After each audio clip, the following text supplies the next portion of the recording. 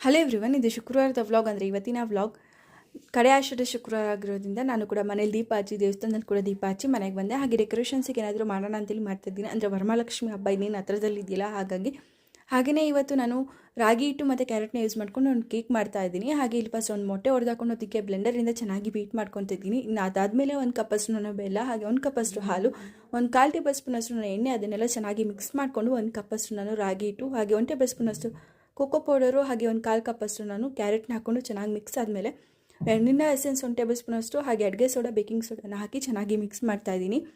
ಇನ್ನು ಅದಾದಮೇಲೆ ಒಂದು ಕೇಕ್ ಮೋಲ್ಡ್ ತೊಗೊಂಡು ಅದಕ್ಕೆ ಸ್ವಲ್ಪ ಆಯಿಲ್ನ ಹಾಕಿ ಅದ್ರ ಮೇಲೆ ಬಟರ್ ಪೇಪರ್ ಹಾಕಿ ನಾನು ಆಯಿಲ್ನ ಗ್ರೀಸ್ ಮಾಡಿ ನಾನು ಏನು ಕೇಕ್ ಬ್ಯಾಟರ್ನ ರೆಡಿ ಮಾಡ್ಕೊಂಡಿದ್ನಲ್ಲ ಅದನ್ನು ಕೂಡ ಹಾಕಿ ಯಾವುದೇ ಥರ ಲಮ್ಸ್ ಇಲ್ಲದೆ ಅದನ್ನು ಚೆನ್ನಾಗಿ ಅಂದರೆ ಇರುತ್ತಲ್ಲ ಅದನ್ನೆಲ್ಲ ಚೆನ್ನಾಗಿ ತಗೊತಾ ಇದ್ದೀನಿ. ಹಾಗೆ ಓವನ್ನ ನಾನು 5 ನಿಮಿಷ ಪ್ರೀಟ್ ಮಾಡ್ಕೊಂಡಿದ್ದೆ. ಅದಾದಮೇಲೆ 180 ಡಿಗ್ರಿಲಿ 35 ಮಿನಿಟ್ಸ್ ನಾನು ಅದನ್ನು ಕುಕ್ ಮಾಡಿಕೊಂಡೆ. ತುಂಬಾ ಚೆನ್ನಾಗಿ ಬಂದಿತ್ತು ಫ್ಲಫಿಯಾಗಿ. ನನಗೆ ಸ್ವಲ್ಪ